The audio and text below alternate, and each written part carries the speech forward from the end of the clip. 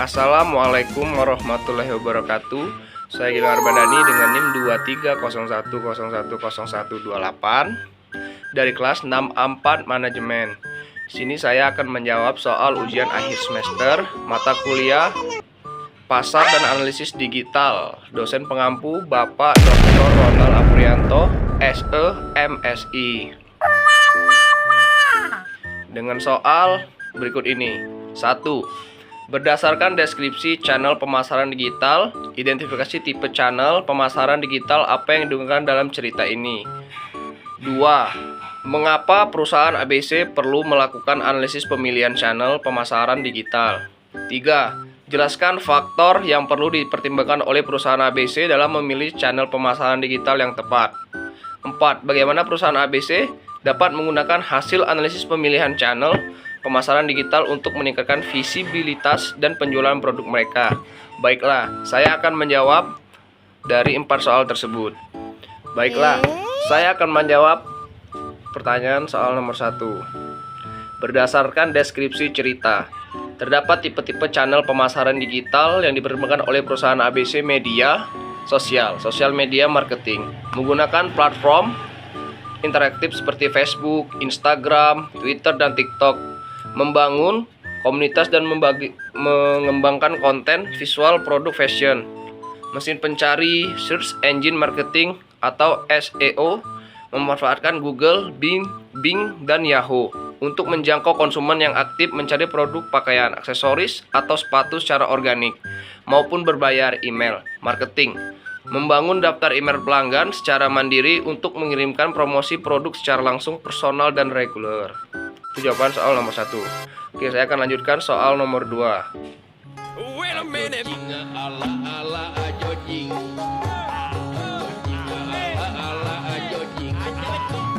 Efisiensi anggaran. Memastikan modal pemasaran tidak terbuang sia-sia pada channel yang tidak menghasilkan penjualan. Fokus target audience. Setiap platform memiliki demografi pengguna yang berbeda. Pakaian fashion visual lebih efektif. Memiliki data berbasis visual seperti Instagram dan TikTok. Optimalisasi sumber daya tim pemasaran. Yang terbatas dapat fokus mengelola channel yang terbukti memberikan dampak paling signifikan dalam pengukuran kinerja. Membantu perusahaan melacak data konversi secara akurat untuk melihat channel mana yang menghasilkan keuntungan ROI tertinggi. Nomor 2. Dan saya akan melanjutkan soal nomor 3. Karakteristik produk. Produk fashion bersifat sangat visual sehingga membutuhkan channel yang mendukung tampilan gambar dan video berkualitas tinggi. Demografi audiens. Menyesuaikan usia dan minat target konsumen pakaian mereka dengan basis pengguna platform. Misalnya Gen Z lebih aktif di TikTok dengan penggunaan platform misalnya, sedangkan platform lainnya biaya dan anggaran menghitung biaya iklan per klik CPC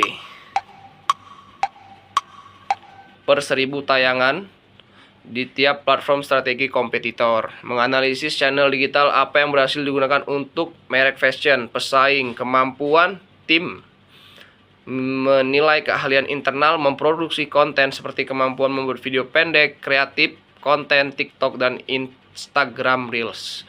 Oke, saya akan menjawab soal terakhir atau nomor 4. Hasil analisis dapat langsung diterapkan melalui langkah strategis berikut. Alokasi anggaran berbasis data, menggeser mayoritas dana iklan ke channel yang memiliki tingkat konversi penjualan tertinggi. Persosialisasi konten, membuat konten spesifik yang sesuai dengan gaya tiap channel, misalnya video styling pakaian untuk TikTok dan katalog foto estetik untuk Instagram. Automasi email marketing. Mengirimkan rekomendasi produk fashion yang relevan atau promo diskon untuk ulang tahun berdasarkan data daftar email pelanggan yang terkumpul. Menampilkan iklan kembali di media sosial kepada pengguna yang sebelumnya mencari kata kunci produk fashion perusahaan di Google tetapi belum melakukan pembelian. Oke, cukup sekian. Terima kasih. Wassalamualaikum warahmatullahi wabarakatuh. Assalamualaikum warahmatullahi wabarakatuh. Di sini saya akan melanjutkan soal ujian akhir semester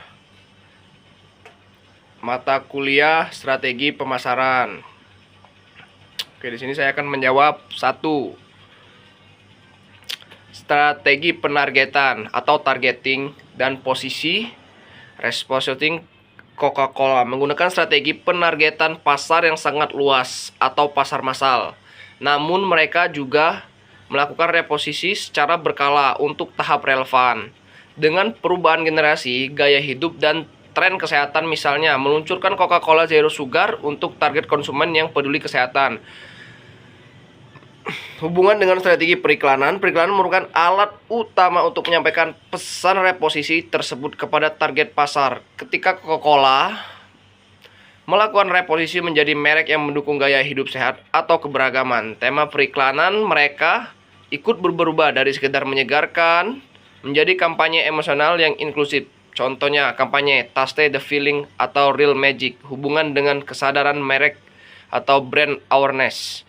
Periklanan yang konsisten dan masif memastikan Coca-Cola mempertahankan posisi top of mind merek yang pertama kali diingat konsumen melalui periklanan yang adaptif terhadap strategi penargetan baru. Kesadaran merek tidak hanya terjaga secara kualitas, tetapi kualitas juga meningkatkan. Konsumen merasa nilai-nilai merek tersebut masih sejalan dengan kehidupan mereka saat ini.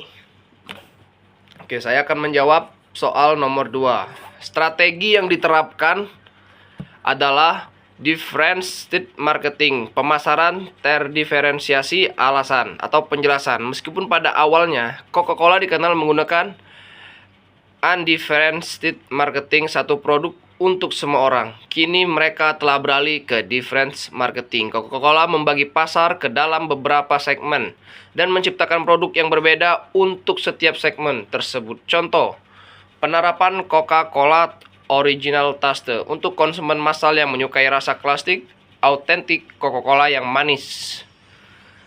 Diet Coke untuk segmen konsumen yang menghindari konsumsi gula berlebih atau yang sedang melakukan diet atau mengurangi gula. Biasa dan juga kemasan berbagai ukuran, menyediakan kemasan kecil, sedang hingga besar. Itu merupakan teknik dari perusahaan Coca-Cola. Oke, saya akan menjawab nomor 3. Apakah Coca-Cola menggunakan saluran tingkat 0? Tidak untuk produk retail utama mereka, tetapi yang untuk konteks program khusus tertentu. Penjelasan secara umum, produk yang dikonsumsi sehari-hari tentu multi tingkat dari suatu. Coca-Cola menggunakan saluran tidak langsung multi tingkat pabrik atau right-tail distributor, right-tail grosir, retail, warung, right-tail konsumen akhir. Namun Coca-Cola bisa menggunakan saluran tingkat 0 dalam skala terbatas. Misalnya melalui mesin jual otomatis resmi milik perusahaan, penjualan langsung di acara event resmi Coca-Cola, atau melalui toko daring resmi official offline store di beberapa negara. Penjelasan menggunakan dinamika beradaptasi mengikuti perkembangan teknologi, perilaku konsumen, dan persaingan faktor efisiensi, biaya, dan jangkauan.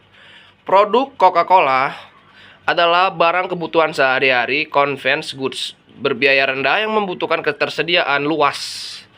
Saluran tingkat 0 secara total tidak efisiensi, mahal jika pasarnya kecil. Pasar saat ini memaksa Coca-Cola mengadopsi elemen digital atau e-commerce untuk menciptakan jalur langsung direct to consumer atau langsung sampai ke tangan konsumen. Demi mengumpulkan data perilaku pelanggan secara real time, meskipun volume penjualan terbesarnya tergantung pada saluran tradisional dan modern trades. Sekian, terima kasih. Saya tutup puas ini. Wassalamualaikum warahmatullahi wabarakatuh.